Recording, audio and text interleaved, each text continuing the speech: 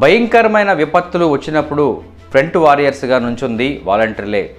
అదేవిధంగా కోవిడ్ సమయంలో ప్రజలకు అందుబాటులో ఉండి కొన్ని మెడిసిన్స్ కానీ, బియ్యం కానీ, నిత్యావసర సరుకులు కానీ ప్రభుత్వం ఏర్పాటు చేసిన అన్ని సదుపాయాలను వాలంటీర్స్ ముందు ఉండి ప్రజలకు అందజేసిన సందర్భాలైతే ఈరోజు వరకు కూడా రాష్ట్రంలో ఉన్న ప్రజలు, ఆంధ్ర రాష్ట్రంలో ఉన్న ప్రజలైతే ఇప్పటికీ మరువలేదు.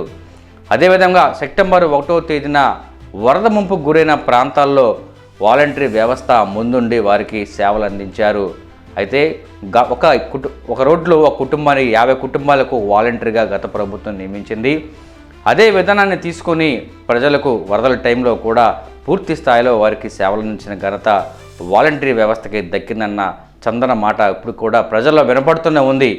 అయితే కూటమి ప్రభుత్వం ఏర్పడిన తర్వాత వాలంటీర్కి ఒక భరోసా ఇచ్చింది.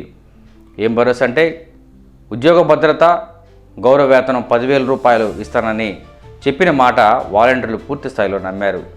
అయితే ఇప్పుడు గౌరవ వేతనం ఇస్తారా లేదా, వాలంటీర్ వ్యవస్థని మళ్ళీ తీసుకుంటారా విధుల్లోకి అనే అంశంపై చర్చనీయంగా సాగుతుంది. వాలంటీర్ గత 7 నెలల నుంచి సుమారుగా ఎన్నో నిరాహార దీక్షలు చేపడుతున్నారు. అదేవిధంగా విజయవాడ నగరంలో మౌన దీక్షలు చేపడుతున్నారు.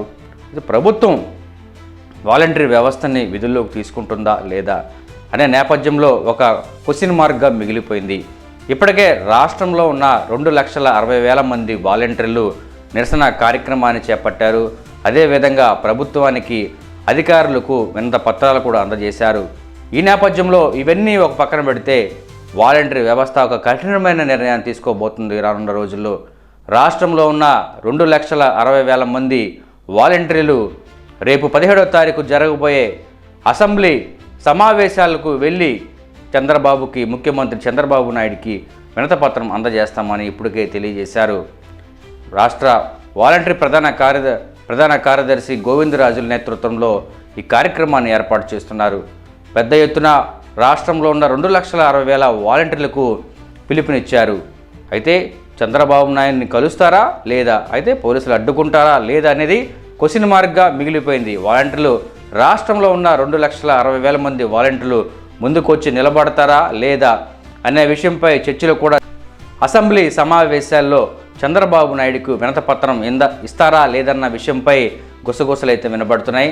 ఇప్పటికే రాష్ట్ర వాలంటీర్ ప్రధాన కార్యదర్శి గోవిందరాజులు ఇప్పటికే పిలుపునిచ్చారు. ఈ నేపథ్యంలో రేపు 17వ తారీఖున జరగబోయే అసెంబ్లీ సమావేశాల్లో ముఖ్యమంత్రి చంద్రబాబు నాయుడుకు వినతిపత్రం ఇంకేందుకు రాష్ట్రంలో ఉన్న వాలంటీర్లంతా సిద్ధంగా ఉన్నారు. ఈ నేపథ్యంలో వాలంటీర్లు తీసుకుంటారా లేదా అన్న చర్చ అయితే రాష్ట్రంలో పూర్తిగా సాగుతుంది.